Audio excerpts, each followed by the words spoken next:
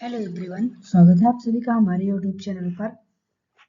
आज की न्यूज जो हमारी है वो गरीबी के कारण जेल नहीं भेजा जा सकता। राजस्थान हाई कोर्ट ने चेक बाउंस मामले में आरोपी को रिहा किया।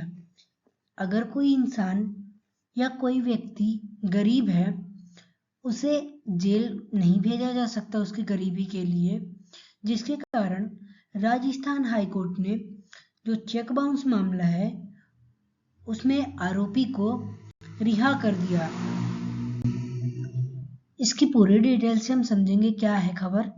राजस्थान हाई कोर्ट ने हाल ही में चेक बाउंस जो सेक्शन 138 है एक्ट के तहत मामले में मानवीय संवेदनाओं और मौलिक अधिकारों को प्राथमिकता देते हुए एक महत्वपूर्ण फैसला सुनाया है।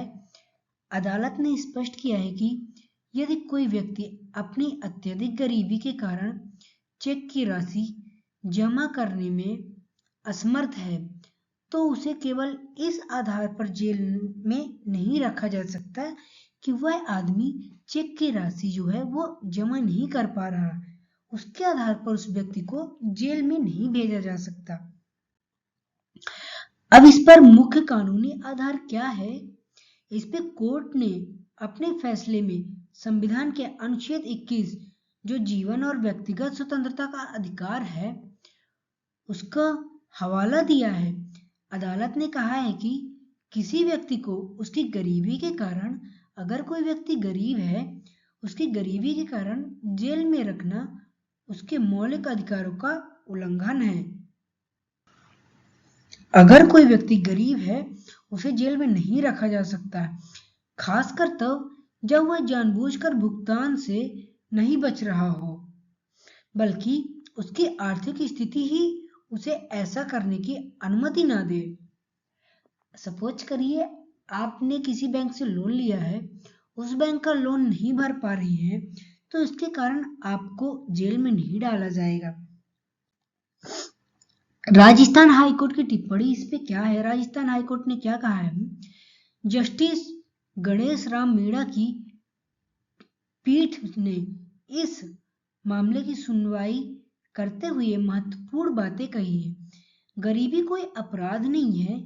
अदालत ने कहा है कि चेक बाउंस के मामले में सजा का उद्देश्य पैसा वसूलना होता है, न कि किसी गरीब को सलाखों के पीछे छोड़ना या सलाखों के पीछे डालना।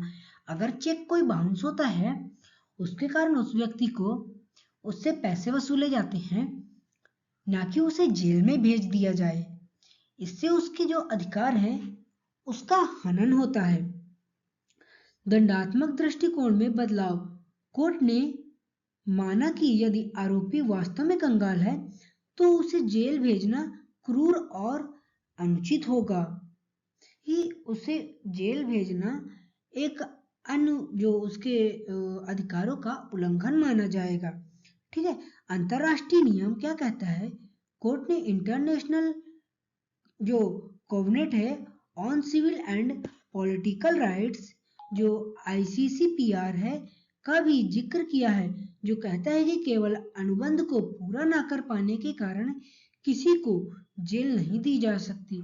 अगर कोई व्यक्ति अपने अधिकार को, सपोज करिए आपने लोन लिया है, अगर आप उसे पूरा नहीं कर पा रहे हैं तो उस व्यक्ति को जेल नहीं भेजा जा सकता है।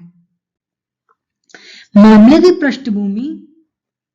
यह मामला एक ऐसे व्यक्ति से जुड़ा था जिसे चेक बाउंस के मामले में दोषी ठहराया गया था और उस पर भारी जुर्माना लगाया गया था। जुर्माना न भर पाने के कारण वह जेल में था। आरोपी ने कोर्ट को बताया कि वह इतना गरीब है कि उसके पास जुर्माने की राशि देने के लिए कोई साधन या संपत्ति नहीं है। कोर्ट का फैसला क्या रहा इसमें? राजस्थान हाई कोर्ट ने आरोपी को निजी जो मुचलके हैं, जो पर्सनल बॉन्ड है, उस पर रिहा करने का आदेश दिया। कोर्ट ने निचली अदालतों को भी यह संदेश दिया कि उन्हें सजा सुनाते समय आरोपी की वित्तीय स्थिति और उसकी भुगतान करने की क्षमता पर विचार करना चाहिए। यूपीएससी के नजरिए से महत्वपूर्ण क्या है? जो पॉलिटी है उसके अनुच्छेद 21 के दायरे का विस्तार क्या आर्थिक स्थिति के आधार पर न्याय अलग होना चाहिए? ये आप लोग हमें कमेंट बॉक्स में बताइए। ऐतिहासिक बनाम दया, जस्टिस वर्सेस मेर्सी, ठीक है। क्या कानून को केवल प्रक्रिया का पालन करना चाहिए या मानवीय स्थिति को भी देखना चाहिए? अब लीगल सेक्शन जो 138 ऑफ द एनआईसी एक्ट है और सिविल इम्पेरिसमेंट के बीच का संतुलन क्या होना चाहिए? इसमें जो पहला है वो जॉली जॉर्ज वर्गीस बनाम बैंक ऑफ कोचीन केस का संदर्भ। ऐसे ही केस एक बार और देखा गया है। उसके तहत क्या फैसला लिया गया था उस केस में कि इस फैसले में जो राजस्थान हाई कोर्ट ने सुप्रीम कोर्ट के 1980 के ऐतिहासिक जो जॉली जॉर्ज वर्गीस मामले का सहारा लिया। उस समय justice B R Krishna Iyer ने कहा था कि अगर किसी व्यक्ति के पास भुगतान करने का साधन ही नहीं है तो उसे जेल में डालना अनुच्छेद 21 के तहत मिली व्यक्तिगत स्वतंत्रता का हनन है। राजस्थान हाईकोर्ट ने इसी सिद्धांत को चेक बाउंस पर लागू किया है, जो सेक्शन 138 है उस पर लागू किया है। अब जानबूझकर चूक का सिद्धांत, इसमें विलफुल डिफॉल्ट, ठीक है। कोर्ट ने एक बहुत बारीक अंतर स्पष्ट किया है कि जो विलफुल डिफॉल्टर है वह व्यक्ति जिसके पास पैसा है लेकिन वह देना नहीं चाहता, उसे जेल भेजना सही है। अगर आपके पास पैसा है और आप देना नहीं चाहते हो तो आपको जेल भेजना निश्चय है। अब इसमें जो पॉवर्टी स्ट्रिकन है वो क्या है? वह व्यक्ति जिसके पास बुनियादी जरूरतों के लिए भी पैसा नहीं है। कोर्ट ने कहा कि ऐसे व्यक्ति को जेल भेजना विक्टोरियन युग की याद दिलाता है, जहां कर्ज न चुकाने पर लोगों को प्रताड़ित किया जाता था। कानूनी पेच दीवानी और फौजदारी का मेल क्या है? इसमें जो चेक बाउंस का मामला है वो तकनीकी रूप से एक क्रिमिनल जो फौजदारी अपराध है, लेकिन इसका मूल स्वभाव सिविल दीवानी यानी लेन देन का है। हाई कोर्ट ने तर्क दिया कि चूंकि इसका उद्देश्य पीड़िता को उसका पैसा वापस दिलाना है, इसलिए आरोपी को जेल में रखने से पीड़ित को कोई लाभ नहीं होगा, बल्कि सरकारी खजाने पर ही उसे जेल में रखने का बोझ बढ़ेगा। अब चौथा इसमें क्या है? निचली अदालतों के लिए सख्त संदेश। हाई कोर्ट ने इस बात पर चिंता जताई है कि निचली अदालतें अक्सर यांत्रिक तरीके से आदेश पारित करती हैं। कोर्ट ने कहा कि मजिस्ट्रेट को सजा सुनाते समय जो इंडिजेंसी जो कंगाली की जांच करनी चाहिए कि क्या वह व्यक्ति सच में कंगाल है या महज वो झूठ बोल रहा है। यदि आरोपी वाकई में निर्धन है तो उसे भारी जुर्माना देना असंभव है। जुर्माने के बदले जेल डिफॉल्टर जो सेंटेंस है का प्रावधान उस पर लागू नहीं होना चाहिए। अब इसमें पांचवा जो आता है वो सामाजिक और आर्थिक प्रभाव। यह फैसला उन लाखों लोगों के लिए एक ढाल बन सकता है जो छोटे मोटे व्यापारिक लेन देन में फंसकर जेल चले जाते हैं। जो बैलेंसिंग एक्ट कोर्ट ने एक तरफ लेनदार के हितों को देखा और दूसरी तरफ देनदार की मानवीयता गरिमा को देखा। इसमें क्रेडिटर और डेबिटर को देखा। संशोधन की आहट इसमें क्या है?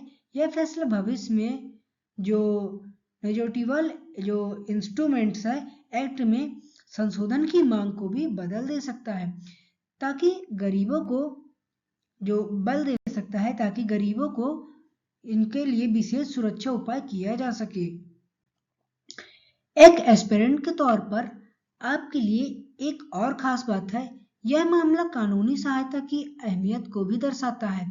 क्या आप जानते हैं कि हमारे संविधान का अनुच्छेद 39A राज्य को यह जिम्मेदारी देता है कि गरीबी के कारण किसी को न्याय से वंचित न रखा जाए। यह फैसला उसकी संवैधानिक वादे को जमीनी पर उतारता है। आपका राय इस पर क्या है? आप हमें कमेंट बॉक्स में जरूर बताइएगा।